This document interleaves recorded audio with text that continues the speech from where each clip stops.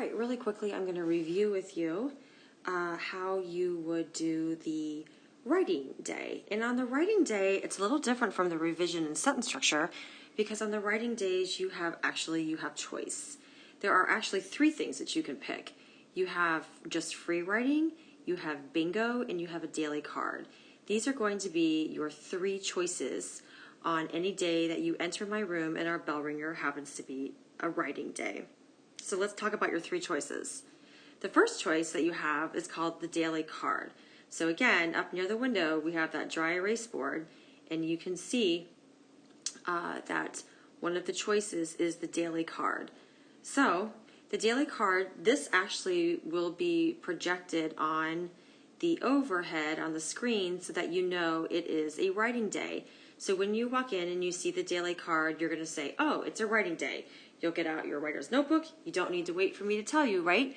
Because you're going to start class immediately on your own. You walk in, you sit down, you get your writer's notebook out, and you look up on the screen. If you decide to pick the daily card, then you might kind of skim through the card. You can read the date. It'll always be posted there for you, which I think is nice. There'll be a joke or a national day. There'll be a national day, which in this example, it's Tell a Joke Day. There'll be a trivia fact, there'll be a quote, and there'll be vocabulary of the day. You will check out and kind of just have some fun. The card is really quite silly. There's just, odds and ends, some weird little facts and trivia questions or points on there. And the point in that is that hopefully something on that card might trigger you. Often students will walk in, if I just say it's free write, and they're like, well, I don't know what to write about. So the point in the daily card is just to have some odds and ends on there that might kind of trigger an idea of something you might want to write about. So for example, if I were to look at this card a little bit more closely, I see that it is National Tell a Joke Day. And one of the questions asks you, what do you suspect is the most overtold joke in the history?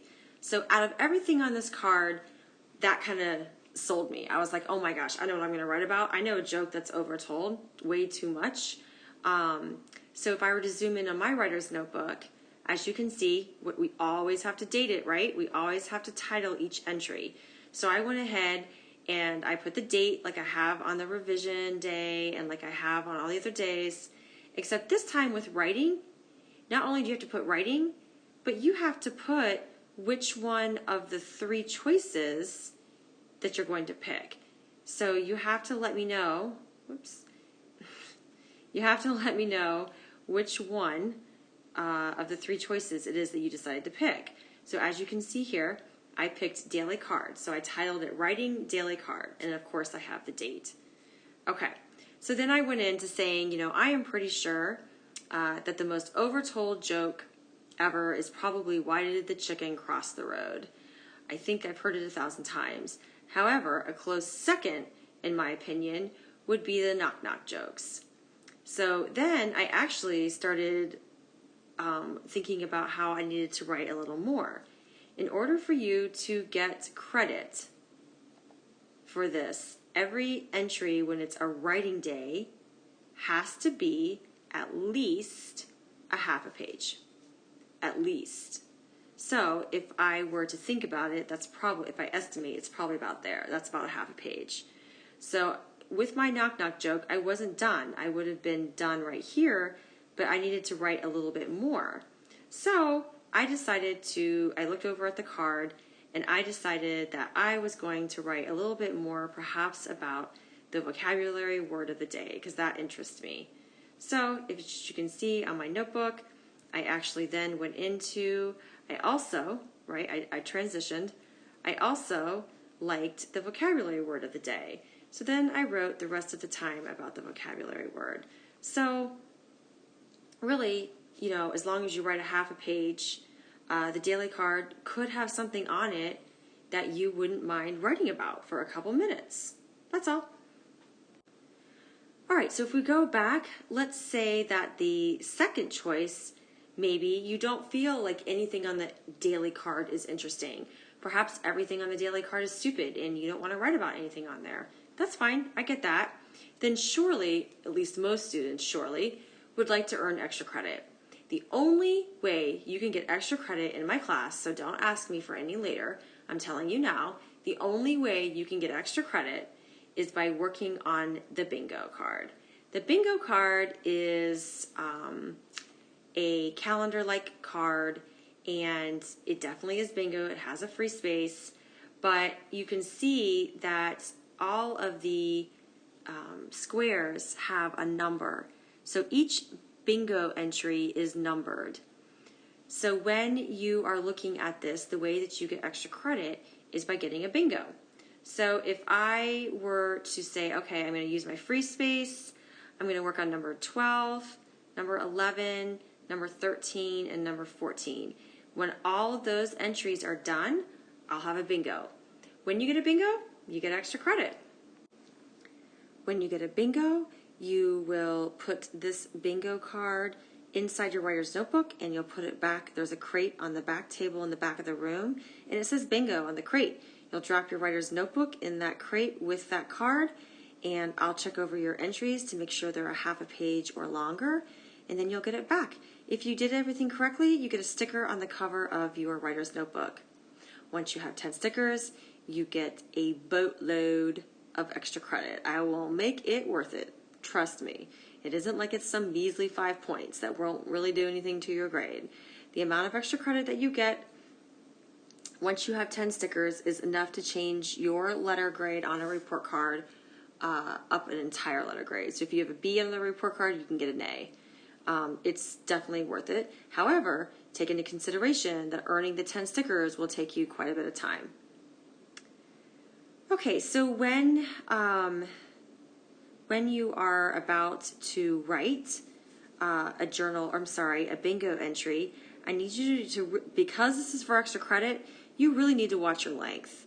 I will send this back to you and I will say, this one was good, that was good, but yikes, this one I'll put too short.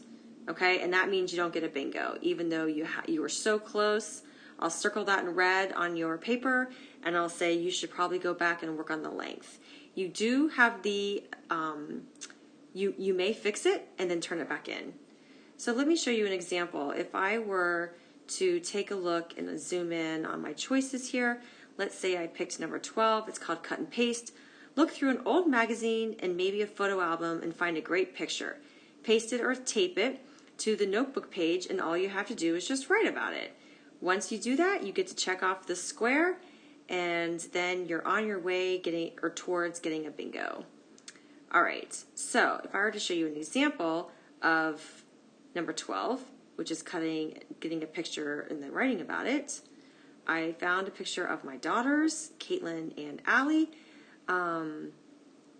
Caitlin right here, she is a junior in high school, and Allie right here is an 8th grader in junior high, so just 1 year older than you guys. Anyway, so those are my girls, and I glue stick the picture in, and remember, I definitely titled it, right?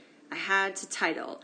So I titled it the date, I put writing, I let you know which one I was picking, it's bingo, and here's the important part. You have to say that it's number 12, okay? Because how am I going to know which number out of all of the entries over here?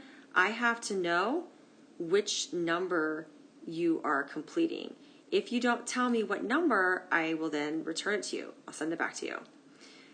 Okay, so I have this one titled, and it's ready to go. I've indicated the number of the square. I'm going to write about my girls, what they mean to me, etc. And then I am going to make sure that I did at least, whoopsies, I'm going to make sure that I do at least, that it was at least a half a page. I like these half a pages, right? Because your picture can take up a lot of the space. But anyways, remember, if it's too short, you're going to get it back. So as you can see, I definitely wrote past a half a page because I knew that the picture was going to take up a lot of space. So the effort needs to be there in order for you to get extra credit.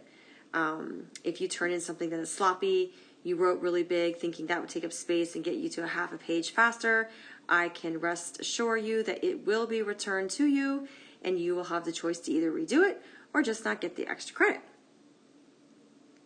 The last choice that you have is called free write. And free write is a piece of cake. Free write means you write whatever you feel like writing. There is no secret about it. If something happened in the hallway, if something happened at home, if something happened in a classroom and it's just driving you crazy, sometimes when you come in and you see that it's a writing day, you might just need to vent a little bit. So free writing can be pretty much anything that you want to write about.